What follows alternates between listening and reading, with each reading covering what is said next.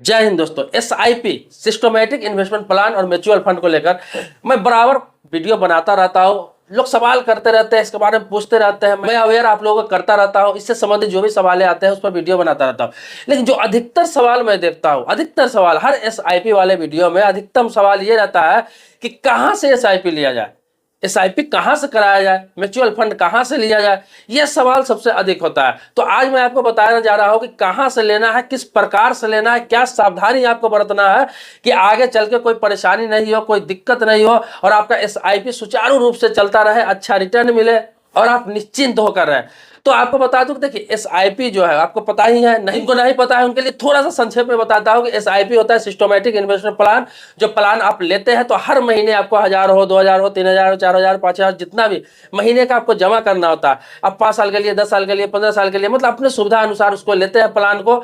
और उसमें रिटर्निंग जो होता है जो बैंकों से बहुत बेहतर होता है। 12%, 15%, 20%, 25%, 30, 35, 40% तक आपको रिटर्न मिल जाता है।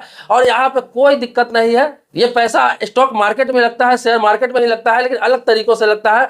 बैंकों के द्वारा लगाया जाता है, कंपनियों के द्वारा लगाया जाता है और डिवाइड करके लगाया जाता है। इसलिए यहाँ किसी प्रकार का रिस्क नहीं होता है। म्यूचुअल फंड का मतलब होता है म्यूचुअल फंड में एक साथ पैसा आप 20,000, 30,000, 50,000, 10,000 जितना है, जैसे एफडी करते हैं बैंक में, उसी प्रकार से आप म्यूचुअल फंड में पैसा डाल देते हैं एक मुश्त। अब होता क्या है कि आप 5 साल बाद, 10 साल बाद, 20 साल बाद जब जरूरत पड़ता है, जब उसको आप निकालते हैं तो अच्छा खासा रिटर्न, अच्छा खासा मुनाफा मिल जाता है। परसेंटेज मैंने आपको बता ही दिया है, कई वीडियो में बताया है, उसका डिस्क्रिप्शन में लिंक डाल दूंगा। आते हैं इस मुद्दे पर, जो मुद्दा का बात कर रहा था, कहाँ कराना चाहिए। तो आपको बता दो, कहीं से भी करा सकते हैं। म्यूचुअल फंड जो है, चाहे एसआईपी है, वो कहीं से भी करा सकते हैं। जैसे कि आपका जिस बैंक में खाता है उस बैंक में भी जाके आप करा सकते हैं। अकाउंट में, अकाउंट से लिंक कराकर आप करा लेंगे, हर महीने आपके अकाउंट से पैसा कटेगा और सुरक्षित भी रहेगा। तो बैंक से भी करा सकते हैं जहां आपका अकाउंट है।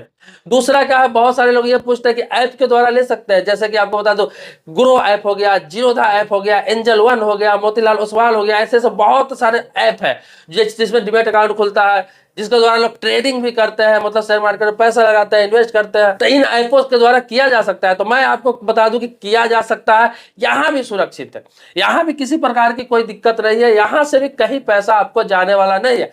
बस आपको ध्यान यह रखना है कि जिस ऐप के द्वारा आप म्यूचुअल फंड ले रहे हैं, चाहे ग्रो हो, चाहे जीरोधा हो, चाहे एंजल वन हो, चाहे मोतीलाल ओसवाल हो, चाहे इसके अलावा जो भी है सेबी रजिस्टर्ड, तो आपको बता दूं, आपको अपने फोलियो नंबर, जो फोलियो नंबर मिलेगा, जो एसआईपी आप करते हैं, चाहे म्यूचुअल फंड करते हैं, तो जो फोलियो नंबर मिलता है वो कहीं ना कहीं आप डायरी में नोट करके रखें। फोलियो नंबर नोट कर ले। जब आप एसआईपी कराते हैं, चाहे म्यूचुअल फंड कराते हैं, उसका डेट नोट करके रख ले, इसका मैच्योरिटी डेट लिख के रख ले। और तीनों चीज जरूर डायरी में नोट कर ले। अपने घर वालों को बता दे कि मैंने ये एसआईपी किया है या म्यूचुअल फंड किया है, ये इसका फोलियो नंबर। इससे क्या होगा, कभी खुदा ना करे, ईश्वर ना करे, आप नहीं रहेंगे, आप चलाते रहेंगे तो उसका कोई डॉक्यूमेंट्स तो आपको मिला हुआ रहता नहीं है, ये ऑनलाइन रहता है, तो आपके घर वालों को पता चले, उस फोलियो नंबर से पैसे की रिकवरी कर सके।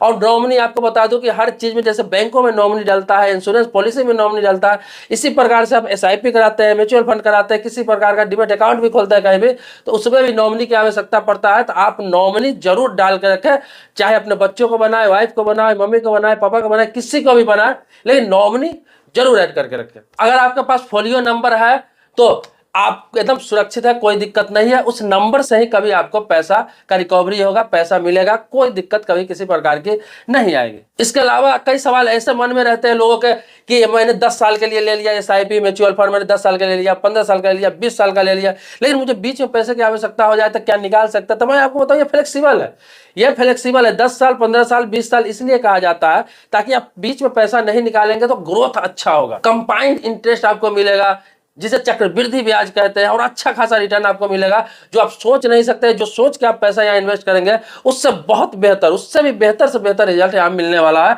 क्योंकि मुझे एक्सपीरियंस इन चीजों के है और प्रैक्टिकल मैं ये करके देख चुका हूँ। तो आप 10 साल, 15 साल के लिए करते हैं तो बीच में कभी भी जरूरत पड़े, मान ली 5 साल बाद आपको जरूरत पड़े, आपका चलो 50,000, 1 लाख, 2 लाख, 5 लाख जो भी जमा उसमें हो गया हुआ है, आपको बीच में जरूरत पड़ेगी, मैं इसमें से 20,000 रुपये निकालना चाहता हूँ, 50,000 रुपये निकालना चाहता हूँ, तो सुविधा अनुसार आप उसी टाइम निकाल सकते हैं।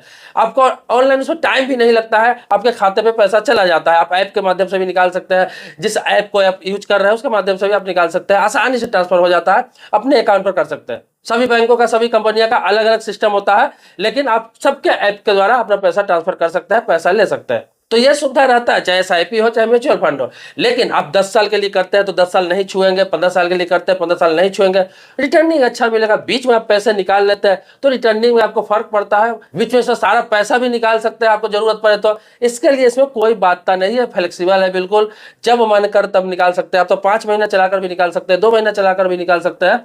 लेकिन ऐसा करना हो तो फिर एसआईपी करने का कोई मतलब ही नहीं है, म्यूचुअल फंड करने का कोई मतलब ही नहीं है। इसके लिए तो आप सेविंग अकाउंट में ही पैसा रखें, अपना करेंट अकाउंट में ही पैसा रखें, या फिर बैंक में एफडी कर ले, वो भी बेहतर। तो दोस्तों ये कुछ सवाल थे जिसका जवाब मैंने अभी दिया आपको। अब आपके मन में कोई सवाल है किसी चीज से संबंधित, चाहे बैंक होगा, इंश्योरेंस है, लोन है, फाइनेंस है, इन्वेस्टमेंट है, पोस्ट ऑफिस है, इस सभी से संबंधित कुछ भी सवाल आपके मन में है, प्रश्न है, आप कमेंट बॉक्स में लिखेंगे, आपके टॉपिक को भी इसी तरह जरूर वीडियो बनाया जाएगा।